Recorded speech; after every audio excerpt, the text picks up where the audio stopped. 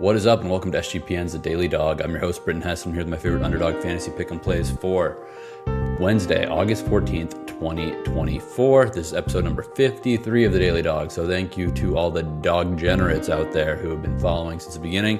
And yes, I did get approval for that corny name from, the kings of DGen, Sean Green and Ryan Kramer, the founders of this wonderful SGPN network.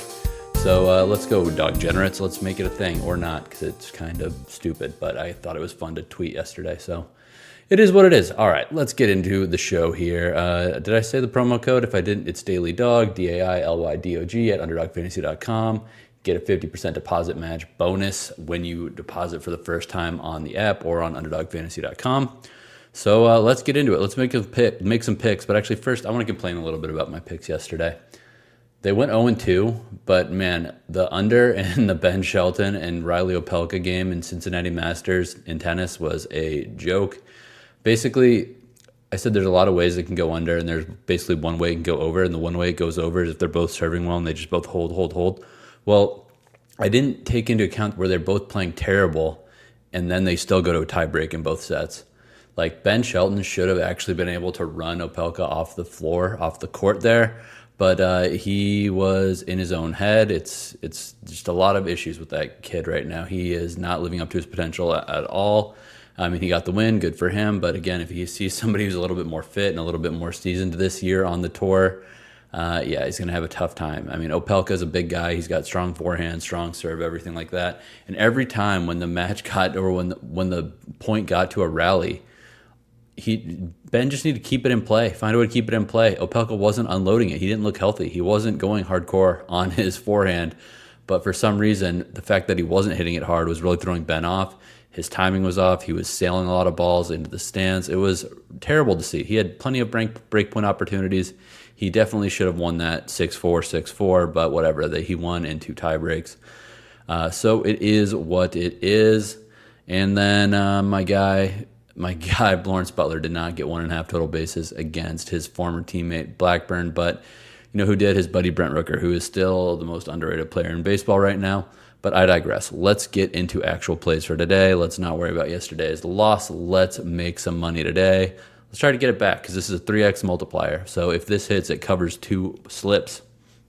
We are going to start out with Bobby Witt versus Bailey Ober, higher than 1.5 total bases. This is a flat multiplier with Bobby Witt, who is obviously one of the best hitters in baseball right now, obviously one of the fastest base runners. So a lot of guys' singles are Bobby Witt double. That's what I'm going to say, and that's what I'm going to stick with. This is a day game at Target Field. There's some wind blowing in, but it doesn't really bother me with Bobby Witt, because it's not like he's a guy who hits sky-high home runs, and then if the wind's blowing in, it's really going to affect him. He can hit contact, and he can find those gaps in the outfield and get to second base on a single hit. He's done well versus Bailey Ober before. He's 9 of 16 versus Ober, and he has 2 triples and a home run in those 9 hits. So yeah, I like that. Batting .563 versus a guy is a good feather in the cap. Obviously, a 16 at-bat sample size isn't really anything too crazy to write home about, but I definitely think that it is nice to have that in our back pocket, especially considering Bailey Ober is pretty good, actually. He just he gives up a lot of hard contact. He has some good games. He has some really bad games. And I'm just not really going to be afraid to go for higher than 1.5 total bases with Bobby Witt, especially because I almost guarantee you this is going to be a 0.9x multiplier by the time this game goes off. And I should mention, this is an early game. This game starts at 10 a.m. Pacific, 1 p.m. Eastern, so do not wait to get this slip in. We're going to get the day game going with this one. All right, so then next I was going to go to another super studly player, a guy who owns at the plate, Shohei Ohtani, higher than 1.5 total bases. But literally, as I was typing in some notes and making sure that I had some good stats that kind of made sense of this, they moved it up to 2 because it was too good. So we'll talk about Shohei later. So I actually went to Oneil Cruz. I was doing my bargain shopping on the entire Underdog board. Oneil Cruz, higher than half a total base, flat multiplier, 1x. Come on, man. It's Oneil Cruz. Yes, he's facing Martin Perez, a lefty. Yes, Oneil Cruz is batting about 200 versus lefties. But it's still old man Martin Perez, who I love. I think is underrated. I think he's a more effective pitcher than he gets credit for, because his style isn't generally what you see succeeding in the major leagues. But come on, I don't think Oneil Cruz is too fast. He's infield single, he's outfield double, he's whatever. He can hit the ball anywhere. He hits it harder than anybody, literally. I mean, him and Aaron Judge, I guess, are the only 2 that are in the same category, and Shohei sometimes. So again, I just a flat multiplier at half a total base for Oneil Cruz. This guy who's probably going to be a big name in this league for many years to come. Honestly, he just needs to improve versus lefties, and a good lefty to improve that average against is Martin Perez. That said, Martin Perez isn't going to go 9 innings in this game, so he's also going to get a chance to see someone out of the pen. Yeah, the pen for the Padres isn't necessarily weak, but there are some right-handed throwers in there, so that might help Oneil Cruz get that knock if he doesn't do it versus Martin Perez. Again, it's just both of these guys, both these shortstops are just value plays, really. Bobby Witt at a 1.5 total bases against Bailey Ober, who I'm not afraid of in this matchup at all, and these game conditions I'm not afraid of at all. I think that that's too good of a value. And then again, Oneil Cruz, it's, I get why that it's like such a conservative number at half a total base, but it being a flat multiplier is a deal. So I would definitely not wait if you want to get in on that. And this is a 3x multiplier, just standard slip, nothing fancy here. So let's make some money with this one. And speaking of making money, you can make some money. You can sign up for Underdog. If you are a sports bettor, if you are a pick'em player, if you're a fantasy player, why do you not have Underdog? It's honestly the most fun app out there for all these pick'ems and pseudo gambling type apps. It's fantasy app, I should say. It's not a gambling app, but it has so many options on it. There's obviously a ton of competitors in this market. Some of them are maybe a little cooler on social media. Their board is trash compared to Underdog. Underdog's odds are better. Underdog's options are better. And then you have so much more with Underdog when you look at season-long best ball. I still have that invitation out there, by the way. If anybody wants to join this league for the Daily Dog to play Underdog Fantasy throughout this NFL season, best ball, if you've never played best ball, it's going to be a low buy-in just so everybody can get in there that wants to. Hit me up, Britton.hess at proton.me. That's BRITTON HESS at proton, PROTON .me, or leave a comment on this video, or DM me on Twitter, or try to message me on YouTube. I think that's still a thing. So that is that. Oh, and I also just wanted to say, they've got season-long NFL up already, and I am going to be putting out podcasts later. The one is going to be college football season-long. That's probably going to be this Saturday or Sunday, and then we're also going to do a NFL season-long one. I might actually push that back till next weekend just because I want to see, where things shake with injuries in training camp and whatnot. But college football should definitely be coming up this weekend, my season-long college football Underdog picks. Again, if you're new to Underdog and you get that promo, you put $100 on there and you get 50 for free. It's not your money yet, So hey, if you're somebody who doesn't like to play futures because you don't want to take that money out of your bank account and have it sit for 6 months, well, here's a good way of doing it. Sign up for Underdog, get that free money, and then you never had it in your bank account. So when it sits in accrues value as these picks hit over the course of the NFL season, you are doing it for free. All right. And I want to talk about Kyler Murray just real quick. His number right now at Underdog is 21.5 passing TDs. This is really just, is he going to be healthy or is he not going to be healthy? I don't think he's going to have another 11 TD rushing season like he did 2 years ago.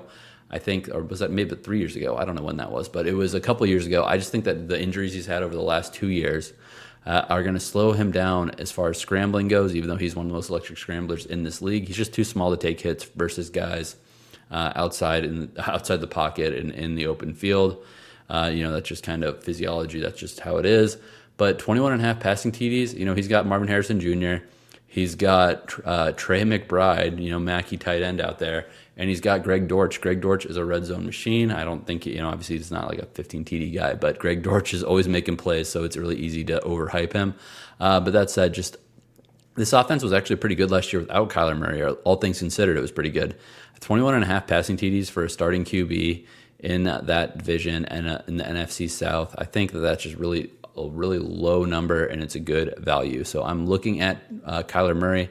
I haven't locked it yet, but that is on my short list to be in the upcoming podcast. That is all NFL season-long futures. All right, next we're going to the Dong Squad. These are my home run picks for today. Yesterday I went 1 for 3.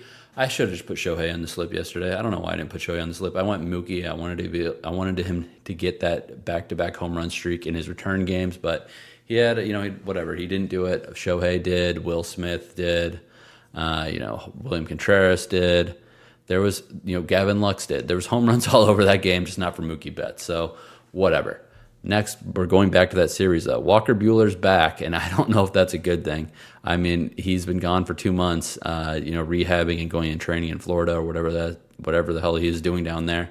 He's given up 10 home runs in 37 innings pitched this year. All right, so that is not a good number.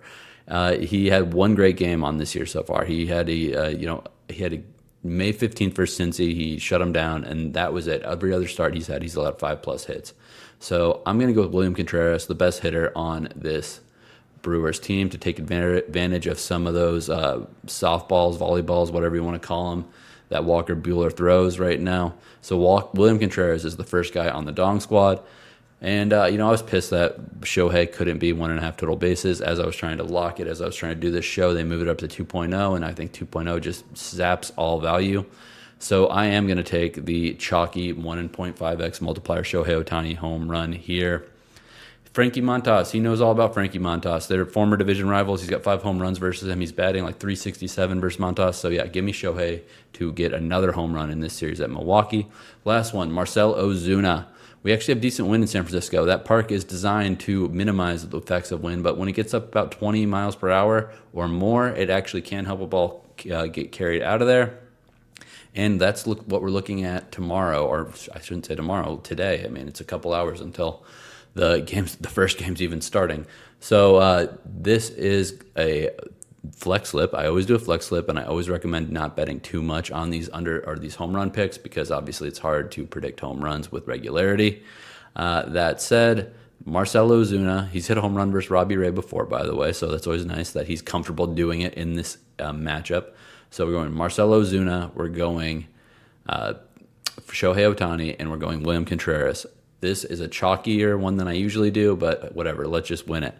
So if it goes 3 for 3, 32.73x return on your money.